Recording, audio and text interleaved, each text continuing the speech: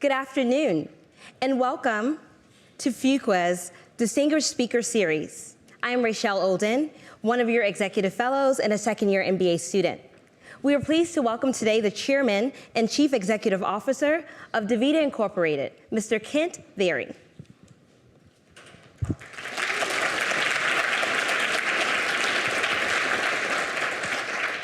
Kent's visit is a special opportunity for many of us Fuqua students, because it was only a few months ago that a second years, raise your hand. Yep. So it's only a few months ago that a second years, and just a few days ago that the first years, raise your hand. Awesome. That the first years were reading and debating over the DaVita case in our core strategy course. Today, what we learned in the classroom will come alive to us today here in Janine. Working hand in hand together, Kent and 71,000 teammates went from building the greatest dialysis company the world has seen to building the greatest healthcare community the world has ever seen. DaVita is a parent company of DaVita Kidney Care and DaVita Medical Group, with 2,445 outpatient dialysis centers in the United States and 217 in 11 other countries, serving approximately 195,000 patients. DaVita Kidney Care is leading the charge in delivering dialysis services to patients with chronic kidney failure and end-stage renal disease. Its sister company, DaVita Medical Group, operates medical groups and affiliated physician networks in 7 states. Entrepreneurship, authenticity, and unremittingness are 3 words that just might do justice in summing up what Kent offered DaVita back in October 1999 when he became the company's chairman and CEO. When DaVita was facing tough financial times and in need of a leader who could think way out of the box, Kent and 100 teammates stepped up to drive a new vision for the company, creating the DaVita Village. Yes, I said village.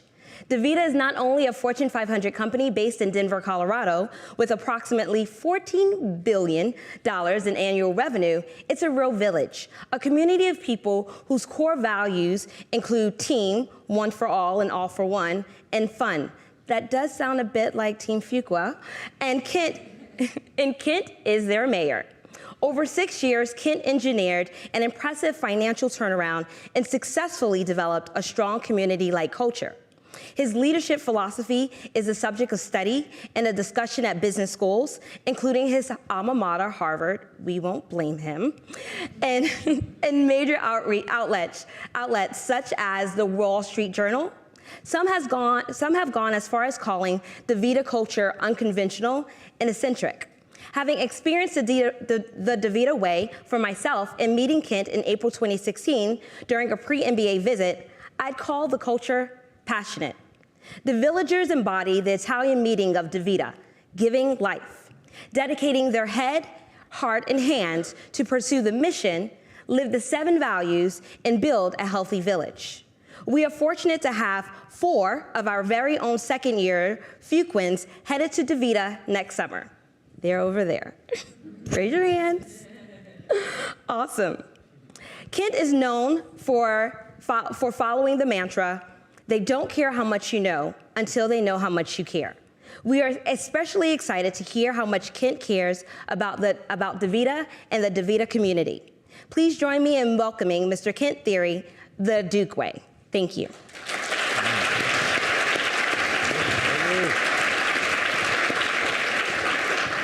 Wow, after that introduction, I don't think there's anything left to talk about, is there? We're going downhill. Yeah, very nicely done. So, Kent, we're so happy to have you with us here today. And I understand that one of your favorite business tips is to begin with the end in mind.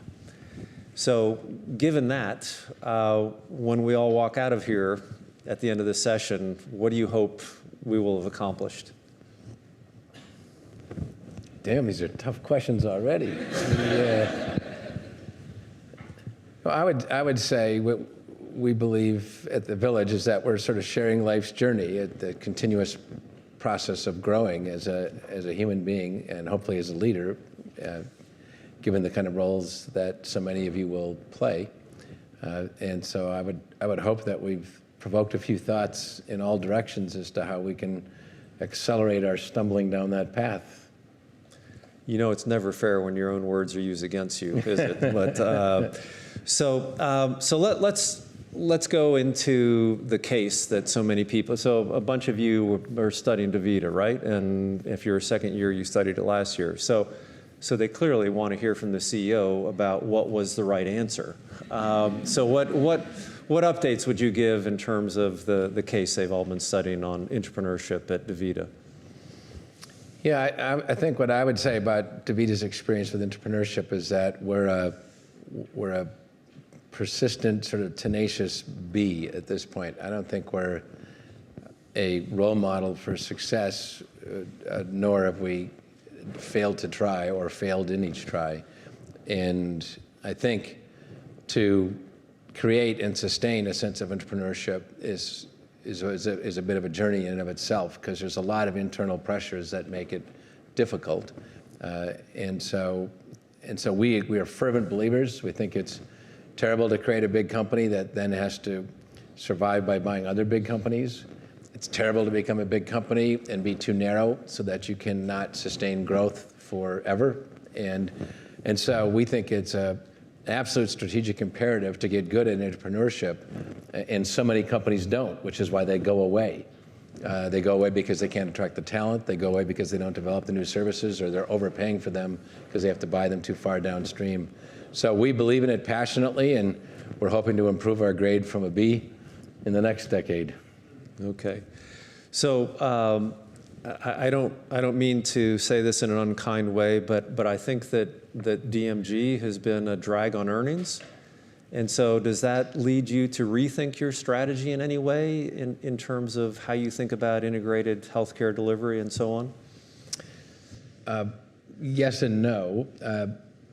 The no in that we are absolutely passionate about delivering integrated care to every patient we touch. And we've started doing it before it was cool in America, and we'll never give up on that. Having said that, whenever you have a string of disappointing earnings performances, you need to stare at why. In this particular case, 80% of the difficulties come from reimbursement cuts. And so our issue was in appropriately handicapping and forecasting reimbursement cuts, as opposed to running the business differently, where our clinical outcomes and our economic outcomes for society continue to be outstanding. But we've got to adjust the cost structure given the dramatic contraction in reimbursement, which affected us disproportionately for reasons I won't torture you with. But it's actually quite remarkable that we've sustained what we've sustained given the massive cuts we've taken. But change in general strategy, no. Change in operating strategy, of course, because we have to address the cost structure. Mm-hmm. Okay.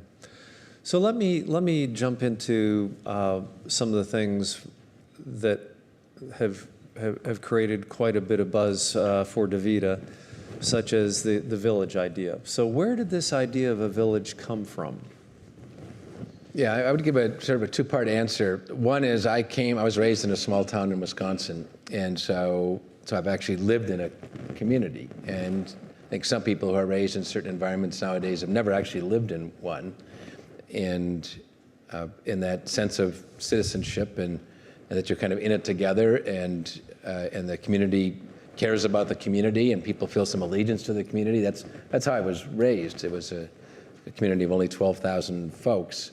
And so I think that was pivotal, because I think communities are very different from just sort of sterile collections of people. And you can have 2 blocks in a suburb that they look exactly the same, they're socioeconomically the same and demographically the same. And one, the neighbors care about each other and watch out for each other's kids and watch out for suspicious people and respect each other's property. And another one where they don't even know each other's names. And so something creates a community. And so half was, I think, just how I was raised and how I appreciate the power of community.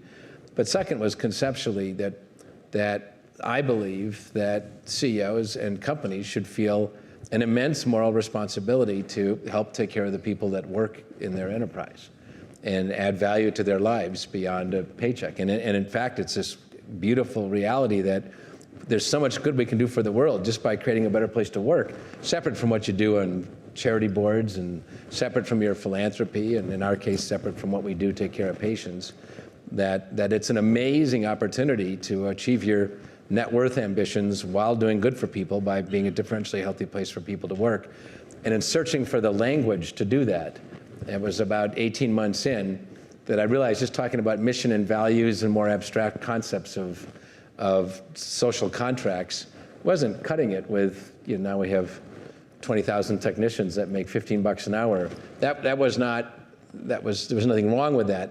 But when I would ask people, how do people behave in a healthy community, every single person could give an articulate answer. They had never been to college, never talked to a CEO before. Everybody could say, well, this is how people behave in a healthy community. And so I came back for some trips where I was just talking to a lot of teammates and announced to the board of directors that we were now a village, and my title was mayor, and they almost fired me because they thought I'd finally really lost it. And to be honest, I was quite nervous in starting to use the language because it was so weird. And then now it's totally common. I mean, if you come and walk our hallways, you'll hear the term village used 10 times as often as you'll hear the word company, and you'll hear me described as the mayor 5 times as often as CEO. So coming out of a consulting background, how did you figure out that the key to success was going to be unlocking the human potential, the creating this village, as opposed to just saying, let me come up with the best strategy that's going to be the key to success? Well, half I probably didn't figure it out, was still stumbling. And when I was at Bain, I was regarded as a strong team builder, but at that point, for me, team building was the means. If I created a better team, they would do more work, they would do more motivated work, they would do more for the client, we'd all get bigger bonuses, get promoted. So I was regarded as a good team builder, but it was the means, and better business outcome was the end. And then somewhere along the line, as I started to work subsequent to that in running companies, I flipped where profit became the means, business success became the means, and the end became having a positive impact on the world. And you do almost all the same things in either case, but the texturally is very, very different. And so I think I was just stumbling, and it evolved and emerged as opposed to showing up with a plan. So to follow up on that, as you evolve as a leader, where do you think you get the highest value added from leadership? And what does great leadership mean from your point of view? I'll probably stumble on this one, and then you can redirect. First of all, the way we think about it, getting the most value from leadership is in our lives. This is the way we should live, mindful lives where we care about our values and how we behave. So we believe the biggest value is in that. And then, of course, we know derivatively, if people are happier and there's more trust, you'll have more productivity, you'll have better clinical outcomes, you'll have higher retention. So we get that. But that's not why. It's just like you don't want to teach your kid a lot about how to live well and work hard in school just because you want them to have a higher income. You want them to have a good life. And of course, you also aspire for them to have a solid income. So I think in terms of where we get value, I think it's mainly that. And now I'm forgetting the second part. Yeah. Well, let me redirect by saying, what do you think has made you so effective as a leader? Well, there's probably a false premise loaded in that question, which the people that have worked with me for a while here can say. He can talk about it, but he sure as hell can't do it. But don't say that right now, because I flew all the way here. I think when I've got lots of weaknesses, but when I understand people's senses, that I'm relatively sincere about caring about the people that work at DaVita, and I'm persistent in trying to work on ways to make that better.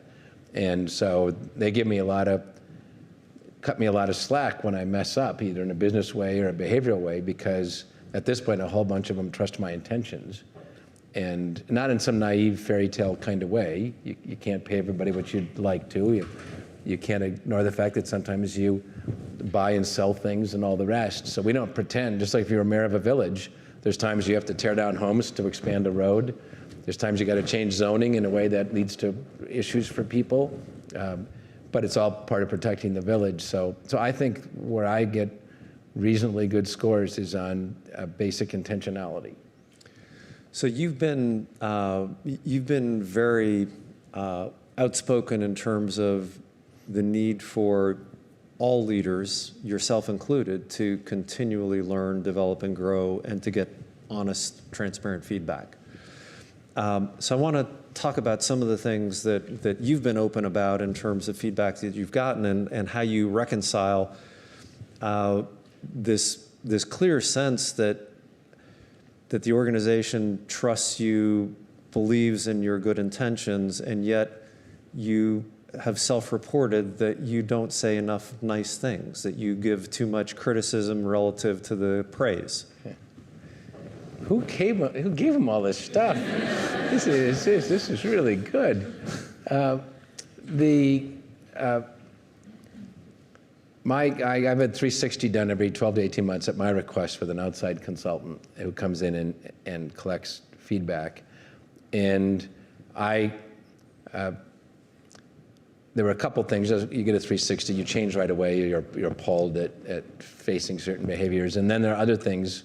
When I took this job, I was 43, and there's other things that are more deeply ingrained in you, and you have to, and to attack them, for me, I had to get quite serious. So for some of them, like the ratio of negative feedback to positive feedback, which I had a very good ratio with more junior people, and the more senior you got, the worse my ratio was. And so I really had to think about why that was, and I tended to have unfair expectations for people who got paid a lot.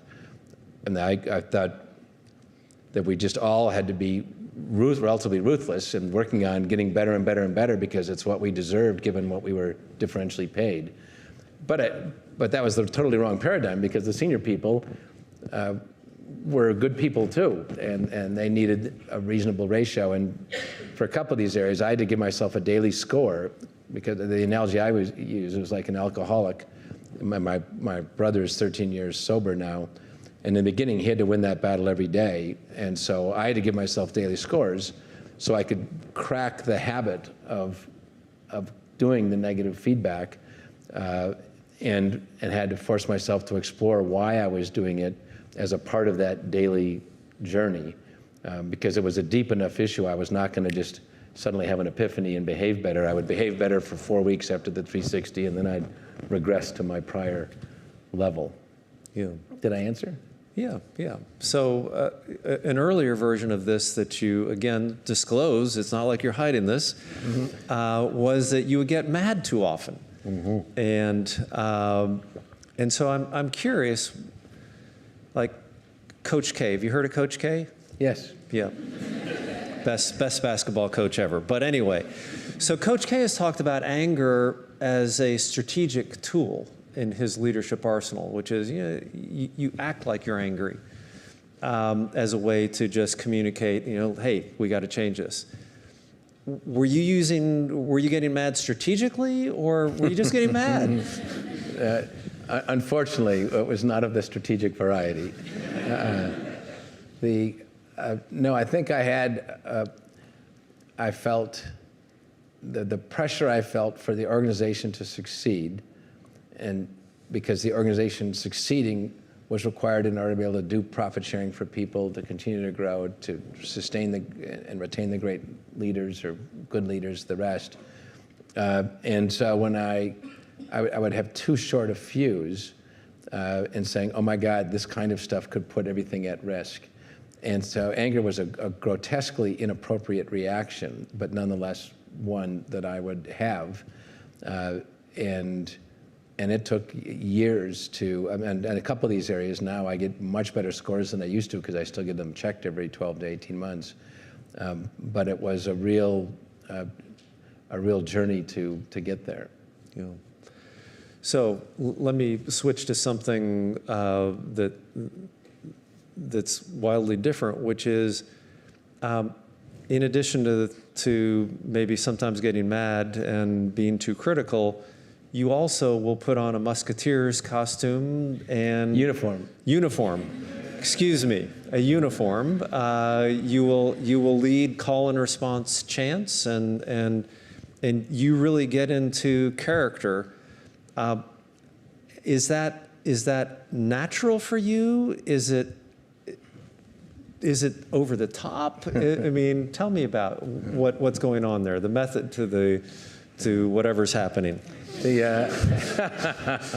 And I'm going to go backwards for 1 second, and on the anger thing, tell a little story, because I think it gets to, again, once you start achieving certain positions with certain responsibility and authority and the rest. In my case, we had 10, 12 years where we were a very, very high-performing company from a stock price point of view, and clinical differentiation and other things.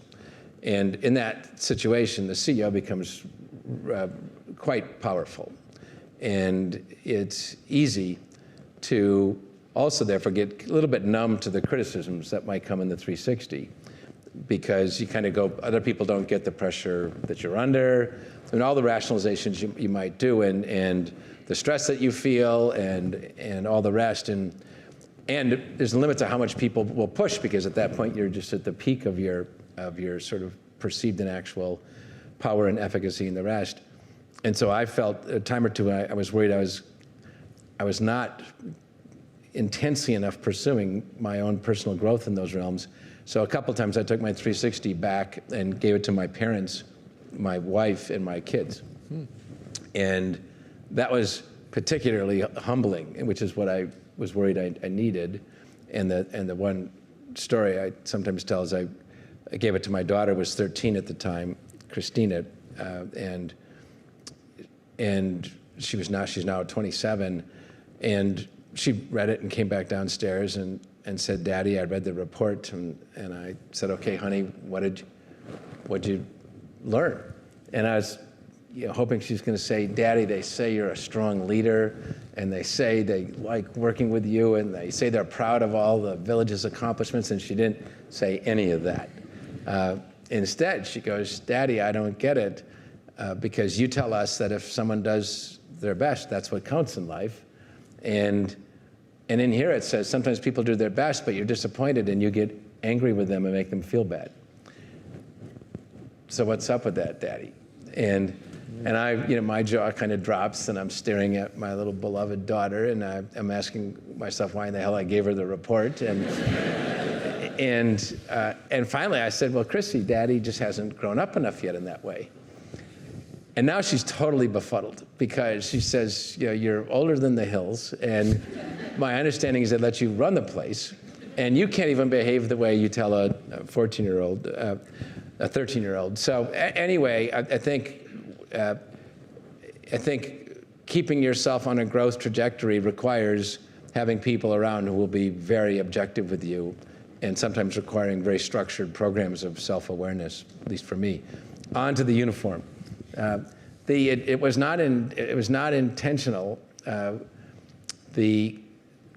Well, I get to half and half. Once we decided we wanted to be a community first and a company second, we sat down like you would if you were doing a project, or in my parlance, if it was a Bain case team working, and saying, okay, we want to create a differentially healthy place for people to work that feels like a community. Because a community doesn't have to be a geographic area. A community can be a religion, it can be a tribe, it can be a book club, it can be a family, it can be best friends.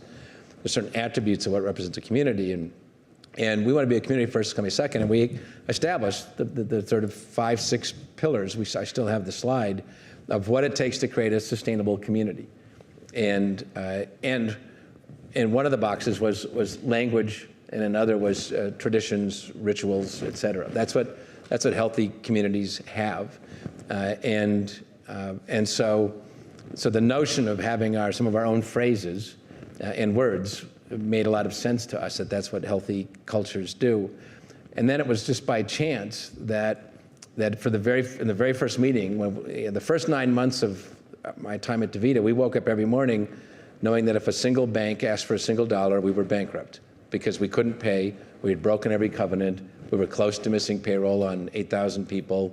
So every day for 9 months, that's how we woke up. And we, nonetheless, we started from day one working on this notion of creating a special place to work. And so we had the first time where the top 110 people came from around the country. And we were at the Crown Plaza in Redondo Beach, California.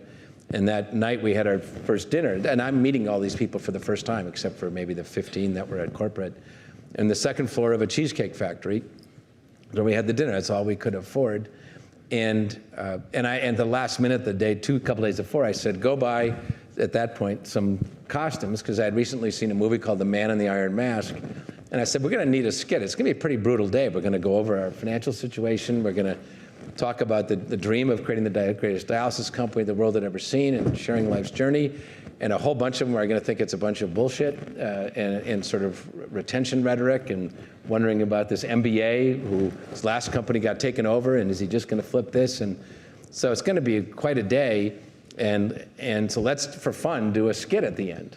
And we wrote a skit that sort of roughly paralleled our story and the Musketeer story. And at the end of that night, we I led the team in One for All for One. And now there was some alcohol involved at that point, but the response was kind of amazing. And you go, wow, it's just way more energetic than you ever would have thought. And you can sort of I remember I got goosebumps. But you say, okay, it was a skit, everybody been drinking, we're all tired, we're all scared if our company's gonna go bankrupt. And then fast forward 3 months, and we had our first nationwide meeting with all the managers and above, so it's 600, 700 people. And we said, my God, we're working so hard, let's do the same skit. And then the third night, we did the skit, and we handed out little musketeer hats and swords and did it. And once again, it just sort of blew you away at the end of the night, the energy. But again, just sort of dismissed it, everybody, again, we do this all the time, but there'd been drinking involved again. But then emails started coming in with people showing pictures. I put my hat and sword up on the bulletin board in my clinic in New York City, my clinic in Tulsa, Oklahoma. And people started putting the bottom of their emails, One for All, or One for All and All for One.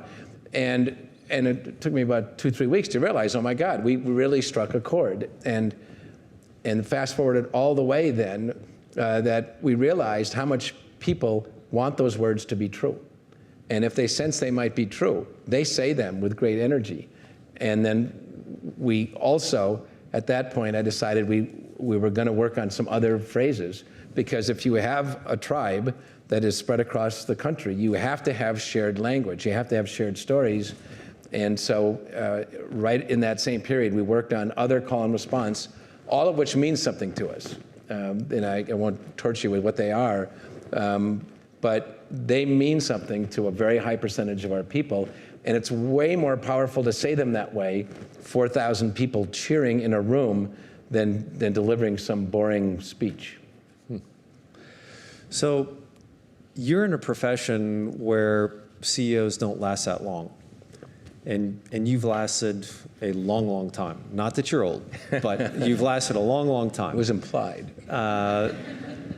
So what's the key to your longevity? What keeps you motivated so that you can sustain this incredible energy that's required of anyone in your position? Yeah. So I'm 61. I've been a CEO since I was 35. So it's 26 years. And what I realized X years ago, I don't know what X is the good news for me is I love what I do. And obviously I interact with a lot of CEOs, and so many of them bitch about their job, and talk about, it's hard in this way and it's unfair in this way. And I just sit there at the dinner or whatever and say, hey, quit. What's your problem? You got enough money. If you're not loving what you do, what a joke to keep doing it when you've got choices. And so I think the answer on that one is simple. I think part of the art of life, people talk about work versus personal life balance. I say no, the art of life is not balancing the two. The art of life is creating a third slice, which is when you do things that are both. And for me, for example, being here, this is work. Because I hope some of you think about coming to DaVita. This is also, when I was in your seat back in 1981 to 83, my dream was to be able to talk about issues like leadership and more conscious capitalism with young leaders that are going to change the lives of a lot of people. That was my dream. So for me, a day like today is actually very special personally for my dreams, separate from, hopefully, I add some freaking value for my company, and some of you think about interviewing. So I think that's what has allowed me to keep going. Mm-hmm. So you've had a lifelong fascination with politics. Public service. Public service. Yeah. Well, you're making a distinction now, okay? And actually, there was a lot of speculation that you were going to run for governor this year. You chose not to, but is that an itch that's there for you to throw yourself into public service in a different way? Because you're in public service now, aren't you? These are the most probing questions I've ever had. You guys did not tell me what this. I love this because it's the whole idea of doing these things is so you get to hear what it's really like, separate from the pablum. So I've wanted to be an elected official since I was probably 10 years old. I used to read every book on Abraham Lincoln. That was always my dream, to serve my country and the world that way. And if I hadn't gotten into healthcare, and then if I hadn't developed the sort of psychological model of wanting to create differentially healthy place for real people to work, I would have probably left the for-profit sector a long time ago, because in the old days I had that more classic paradigm of for-profits for making money and establishing financial independence, and then you switch over and do something that's not-for-profit and charity-oriented. And that model is fine, but there's this alternative model of staying in the for-profit world and adding lots and lots of value for the world. And so it was a big decision, and I don't know if I will do it later in life, but what I was forced to have to think about a lot was how much of my doing that was for reasons of ego, that it would be really cool to be a governor, versus a rational assessment of, over the next 6 years, which way am I more likely to add more value, probabilistically, by keeping this job and doing what I do and making money, all of which is going to be given away. We're never going to spend any of it. Or spending a year and a half running for office, winning, and potentially getting almost nothing done because it's a very polarized legislative situation. And even though I think my athletic ability is relatively a good fit for that sport, nonetheless, doing something new, you always have to discount how quickly you'll get good at it. And so I might be staring at myself suddenly being 67 and having spent 5 years and not added that much value. And I would have tried. I would have felt very good about my effort. But in the end, at my age, you don't want to just get good grades for effort.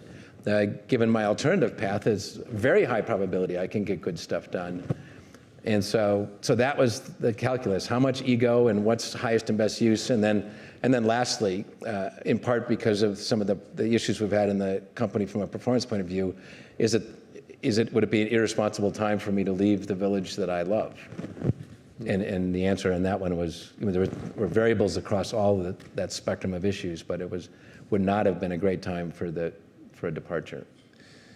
Do you think that your job in the private sector has become more complicated given the collision between politics and business in the current environment? Absolutely, and we'll put healthcare aside for a moment, but a big difference, just even in the last 10 years now, is companies asked to take positions on social issues. So what do you think about the lesbian, gay, et cetera, rights? And what are you willing to say publicly?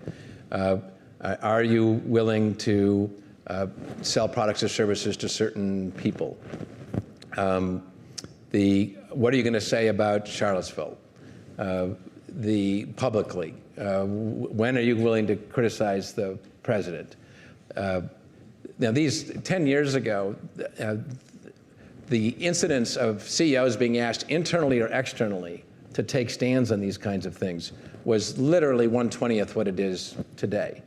And it involves some very careful reckoning So, for example, on one of these issues, I simultaneously polled a bunch of people in our organization and the board of directors.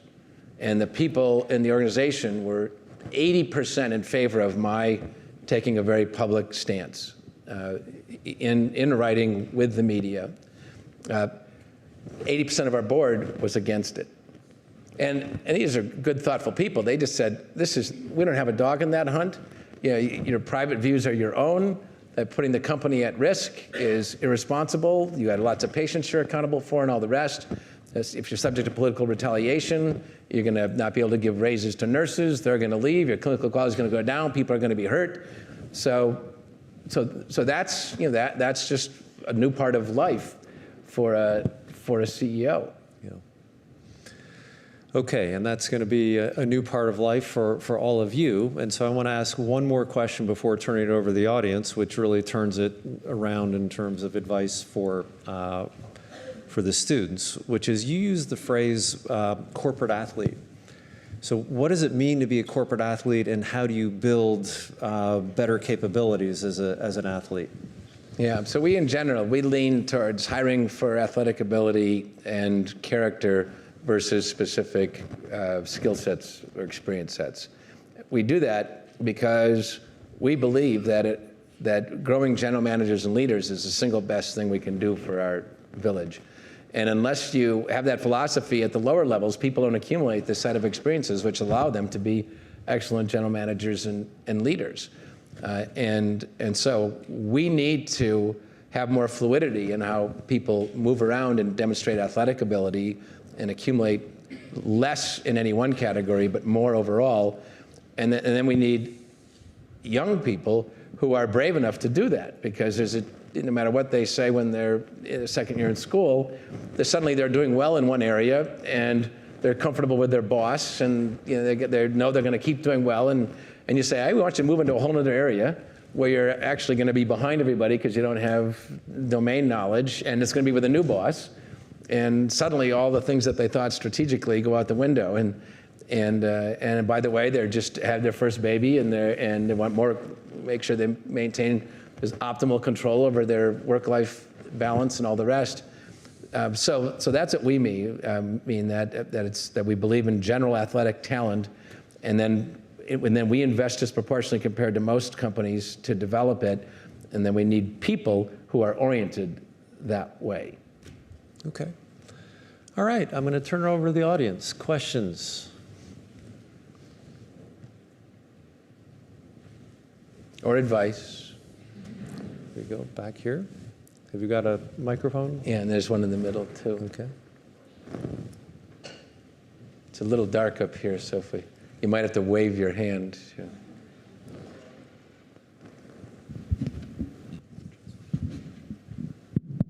Hi, my name is Alex. I just want to know if you could expand a little bit upon the decision that you go in polling whether you should have a public response on a political issue.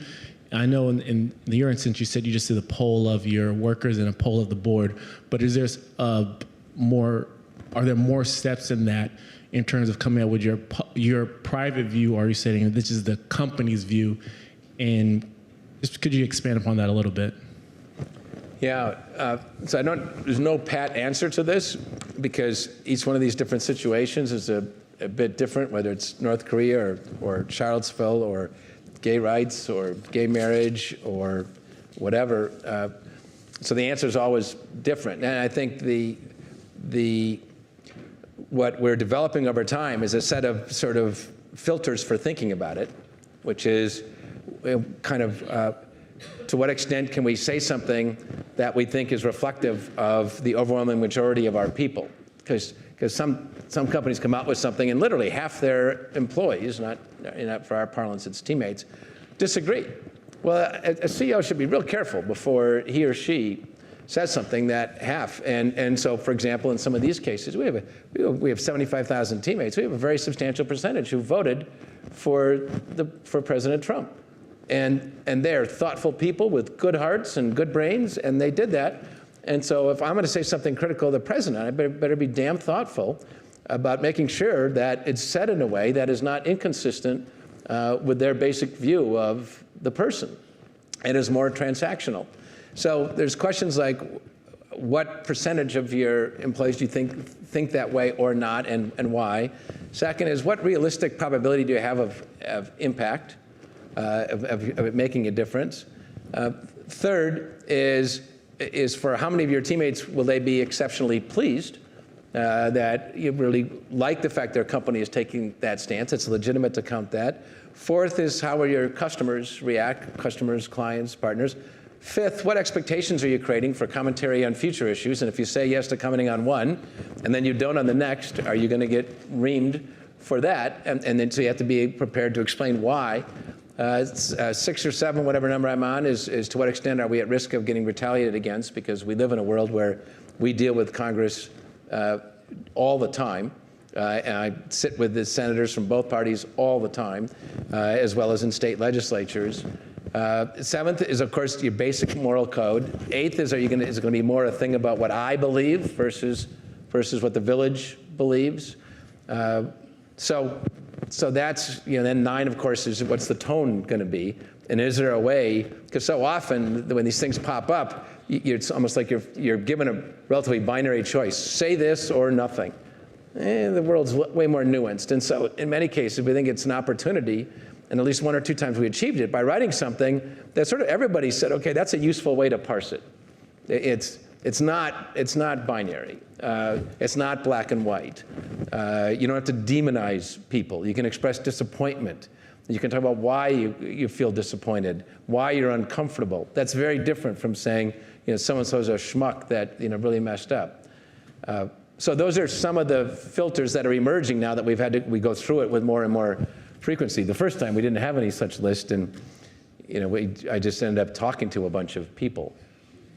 But you have an actual list that you go through, or just in my head? Oh, okay. That's it. Good enough. Yeah. But now that I did it, actually, Ken, if you take notes, that was not a bad damn list. It was excellent.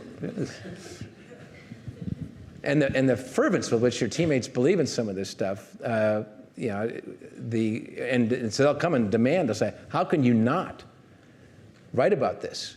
And in particular, in my case, given the governor thing and everything else, within Colorado, the media, there's a reasonable chance that what I say will get printed. And so they'll say, we need to have your voice. I say, well, first of all, it's not really my voice. Sort of the village owns 60% of this voice, and I get 40 or whatever the numbers are. So first of all, and second, it's a currency to be deployed carefully. Sorry, sir. Thanks very much, Kent. 2-part question. When you're hiring and building an org, like searching for that athletic activity, how do you personally select for those characteristics when in the hiring process there's so little data that you can judge? And then how do you operationalize that in the org when you have such a giant company and people all over need to be making these types of decisions? Yeah, so on the first one, a couple of my favorite interviewing techniques or practices that help me get a feeling for the person is sort of begin with the end in mind. I always ask about career and life aspirations.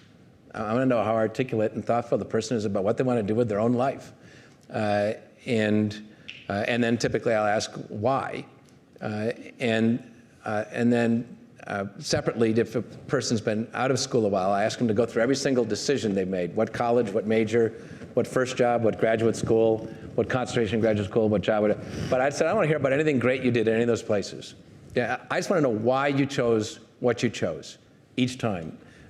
So I'm just very big on whys. And then the third one is I'll ask about failures. Tell me when you want to do over. Give me a time when you really wish you could do something over. And it's amazing to me how many people, and particularly older, successful executives, what a terrible time they have admitting to a failure. And if they do, but it was, the odds were stacked against me. I inherited a terrible division. It's just like when you ask people for weaknesses, and then 60% of executives will say, well, I'm impatient. But it's because I'm so demanding and have such high standards. And you say, what a crock. I mean, if you do not know that you have worse weaknesses than that, then you shouldn't, we don't want you here. because we're a lot about self-awareness and self-honesty. We all have faults. We all behave poorly sometimes. That's the way we're all the same. What differentiates them from others is those who can talk about it in a reasonably thoughtful, self-aware way. Because if you can't, you're not even close to the journey of dealing with it. On the broader issue, I'll just answer one part and then not ramble on. That every single interview, which of course is never that way across the entire village, that the candidate gets evaluated according to the mission and values. And you just think about it, how many places say, well, we really care about our mission, we really care about our values, but they interview people and it's not explicitly part of the discussion. And to me, that's like if you were Coach K and you were recruiting somebody to be guard in the basketball team and you didn't watch them shoot. Ridiculous, because shooting's a big part of what you want the guard to do. Well, you're talking about your values and not having, and we know it's highly imperfect, but by being on the form, it reminds our teammates that they should think about values when they're deciding when they want to give an offer to Tammy or Fred. And often they'll talk about it, which then reminds them of, we're supposed to care about it. And for some candidates, they'll go, whoa, I actually, kind of resonate with that, and it creates sort of positive karma that, and so that's something we do to broadly encourage it. Hello, hi. Thank you for coming. Where's this person? Oh, sorry. Thanks. The voice of God. My question is, you talked about building a village, a community within DaVita, and per the case, your focus is on offering value to your patients and building a consolidated sort of like end-to-end healthcare scheme. With the current political situation, with the vote, with the vote on the tax bill also being seen as a vote on Obamacare, it's moved from the House to the Senate. And if it's passed in the Senate, how do you plan to reposition or, DaVita to still achieve its goal on offering value to customers, when there's insufficient funds from insurance firms, to pay your company? Right. So some folks in the room aren't too healthcare oriented, so I'll try to be really concise and simple. First, from a matter of principle, we actually use the village metaphor for making decisions. So in tough decisions, we think about what if you were mayor of a village and it's in a recession, what do you do? If there's technological disruption, what do you do? If you're and so with real families and real citizens, and we try to live that way. And in our village, everyone would have access to health care. That to me, it's a basic. In our community, everyone would have access to health care. And that doesn't mean there aren't resource constraints on exactly what that can look like for everyone, but as a basic condition. Second, the healthcare people whine a lot.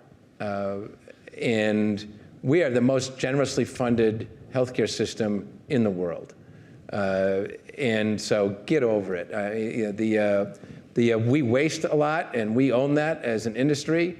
And we, by not doing enough ourselves, have created a world where politicians who are short-term and superficial on this subject are making a lot of decisions because we haven't done well enough ourselves. And so we shouldn't be pointing the finger at them. We should be pointing the finger at ourselves. And then them, because they're screwing up so badly. And so for us, we're gonna get by if we're not going to suddenly, and no one is going to suddenly go belly up. They're going to whine, and we should just keep on getting better every year, no matter exactly what the funding is. And in some years it'll be good, in some years it'll be bad. So that's how we think of it. And we have our own piece of legislation where it just got introduced in the Senate and the House. This is about our DaVita Kidney Care division. But both in kidney care and medical group, we are the clinical leader in both of those entire segments of the American healthcare world, and we're very, very proud of that. And we love it because we're forcing our competition to chase us, and we're affecting patients we don't even touch. But in kidney care, which is 7% of the Medicare budget, we've got legislation which will allow us to transform kidney care for all the dialysis patients across America. And we have an unusual level of bipartisan support. We passed the House Ways and Means Committee 39-1 a year ago this time. Nothing passed the House, that's the Power Committee in the House. Nothing substantive passed that polarized committee 39-1, much less even 22 to 20, whatever the numbers would add up to. And so if you don't whine and you work on it, as we did for years, we now have this beautiful piece of bipartisan legislation that may very well pass, which is virtually unheard of for a single slice, and we will save hundreds of millions of dollars for the system while dramatically improving quality. And that's what other industry segments should do, is appropriately pressuring these people to perform. But separate from that, get out there and do your job and improve care and reduce cost. And if you're not doing that, you're a crappy provider and you're a crappy health plan. And we got a bunch of them that spend too much time blaming the government and not looking in the mirror. Not that I feel strongly, but.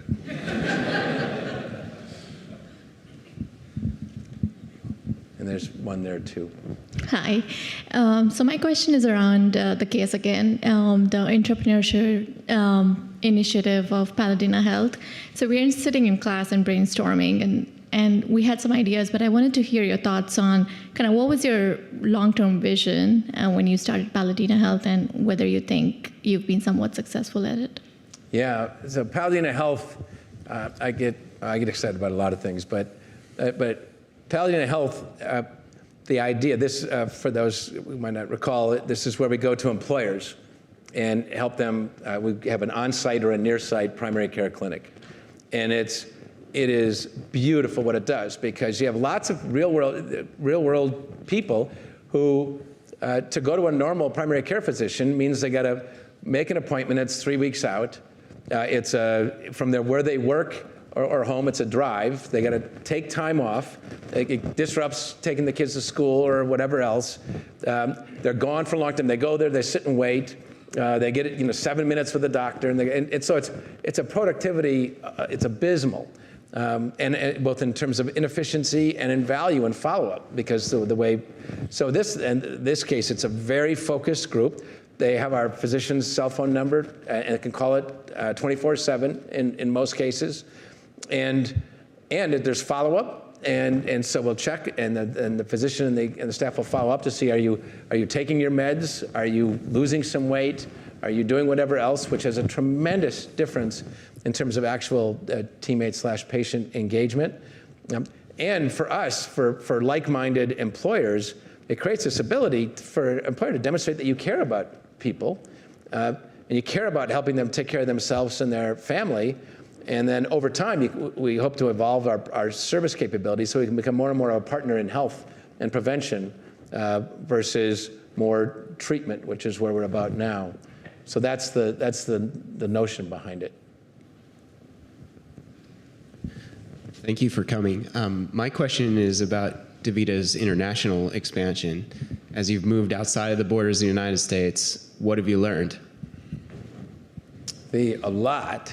I can show you the scars on my back and the empty spots in our wallet. We decided if I was a better CEO, we would have gone outside of the U.S. 10 or 12 years ago, but I wasn't, so we did 5, 6 years ago. And we decided to do very aggressively and went into 10 other countries in relatively short order, knowing that we would make a bunch of mistakes, but we were in a hurry to learn for a whole bunch of reasons. And so we did that. I would say two things in particular. One is the absolute. It's so self-evident to say that you want locally raised executives, but the energy it takes to get there is so great. And the real-world obstacles that come from the amount of time it takes to fly to Germany or to Saudi Arabia or to India or to China or to Brazil, all of which we're active in, really disrupts any kind of normal search process. And so I would have really twisted, maybe even gone to fewer countries so that we could have allocated myself and another person more time to finding the right needle in the haystack locally, as opposed to having that take 2 or 3 years.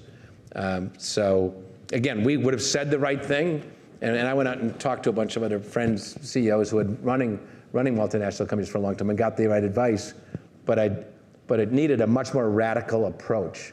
And then the second thing, I asked the different CEOs, it was about our culture, and the consensus was, that stuff you do is weird in America.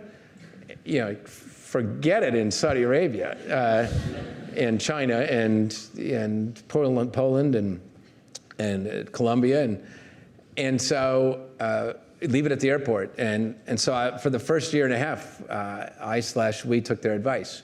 And we started up in these places, and we didn't talk about the village, and we didn't do the stuff we do because I took the advice.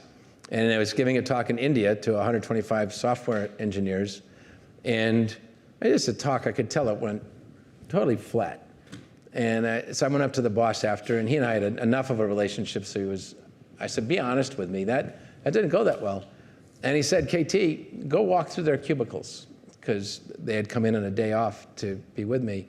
Go walk through the cubicle. You'll see they've got the mission and the values up. They've got village imagery up. They've got the timeline of their growth within the village. And so they know about it. They've read about it. They thought they were a part of it, and now they feel like they're like foreigners working for a village as a subcontractor, but not a part of it.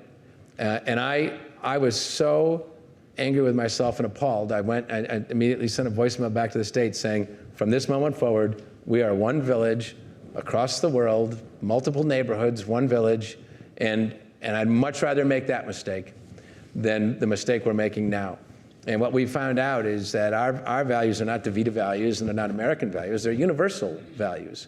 And you could pick 7 other ones. I mean, we had a list of 100 and went through a 9-month process of an election process for people to choose the ones that they most wanted to be emphasized.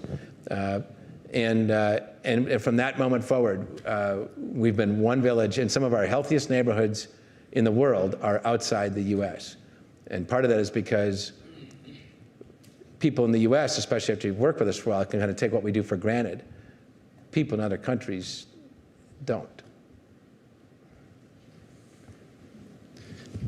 Hi, I think I've got the last question. I want to bounce off 2 things that you've talked about today. One being having to look into ourselves to approach the health situation that we individuals and as a society find ourselves in today. And the second being as a role of the mayor of a village where you're promoting wellness and you're promoting longevity and a community that cares about each other. How do you use DaVita as like a microcosm of where society wants to move to, where there's a focus on prevention, there's a focus on wellness in a given situation, and how can that then be expanded maybe to a nationally healthcare system in maybe an ideal world? Yeah, let me hit the second one first, because the first few years of DaVita, we didn't agree. We would always have professors or consultants come through to help us think and brainstorm about how we could realize our dream of creating a seriously differentially healthy place for people to work, and send forth ripples of citizen leadership. But we wouldn't agree to have anything written about us because we didn't want to be distracted. And then we realized over time that, number one, that was foolish, because once some bad things started happening, if you didn't have positive press out there to balance it, you were going to be in worse shape. So you have to manage proactively on some of the positive stuff. And second, as we thought about it more and we started to get more momentum and people were paying more attention, we said we would like to provoke thought. That's a way to affect people we'll never work with. And that's when we agreed to the Harvard case studies and the Stanford case study and some other stuff to be written. And then we also try to, in speaking engagements, not like this, but when I'm actually talking, I have a section. So I'm in a room with 40 CEOs. I'll go through some of the things we do in wellness. So I'll go through. We have a silent retreat that happens in sort of a semi-monastery type thing in California. We have DaVita Great Outdoors, where we take groups of 12 out in the woods and do reflections on their days, 3 days with no devices, actually 4 days, 3 nights, no devices, facilitated times for reflection on the village and on yourself and on that you're living life's values. We have academies where we have every single teammate is invited to 2 days where it's all about self-awareness and our rituals and our language, nothing about business, no applied training, and a technician's right next to a cardiologist. And virtually every course in DaVita University is what we call DaVitafied, which means there's elements of introspection and self-awareness, even in a course on financial management. And so, and then we have our own Paladina working in our clinics. We do an annual Match the Mayor, where for 4 to 6 weeks, I do a kind of a blog every other day, and we have software, and everybody has a life goal, something to make their life healthier. Could be read a book a week, could be take a walk after lunch, could be lose weight. And I track what I'm doing every day according to the goals, and so they see the mayor fitting it in with plane trips and all the rest. So that's just 6, 7, 8 examples. If we were talking about this to a bunch of executives, I'd have another 17 for how we invest in wellness, both spiritual, mental, physical, emotional, within our community, because that's the best thing to do, because then these executives ask for copies of the decks, they copy down the idea they like the most or two, and then they take them elsewhere. So that's what we do internally, and then we try to, when asked, talk about it, because that's where you get the replication and the copying. On the first one, I don't remember. How do you keep your employees present and wellness within the community, and then they take that out into society? Yeah, so even at our big meetings, we have free yoga sessions, and well, I won't do more of the list, but because I think I answered in that. And given people up in the last row usually were thinking of leaving early, that I'm so glad you stayed and asked a question, because I didn't lose you. Well, this is the end of our program. I think when Bill first conceptualized the Distinguished Speaker Series, he imagined that students would have the opportunity of learning beyond the classroom, and you have helped bring that to reality today. So it has been a pleasure as a student, as a student engaging with the DaVita case in the classroom, but an even bigger pleasure and honor to have the opportunity to hear directly from you today about DaVita, the culture, and the community you've been able to build. So thank you for traveling here during this holiday week to be with us. Thank you, Bill, for creating DSS, and we are so glad, Kent, to have you and to have Fuquans going back to DaVita, and we hope to see you soon. Thank you. Wait 1 sec. Wait 1 second, I got to do this. So I'm so impressed that on a Tuesday night before Thanksgiving, you are here. I'm so impressed that I flew here on a Tuesday night before Thanksgiving, so I can give a pat on the back. So remember that, you guys. But I rarely do this, but the questions were so awesome that it gets you out of your safety zone. So just, if you picture we're all in one company, and the words were true, one for all and all for one. I just want you to feel what it's like if you imagine that you really did feel that way about each other in the quest we're on. Not that you're going to work in the same company forever, nothing outside of real life. But while you're together, you have a special bond. So I'm going to call out one for all. I'd like you to just say all for one back if you feel like it, to see what it's like if it's said with energy and imagine some sincerity.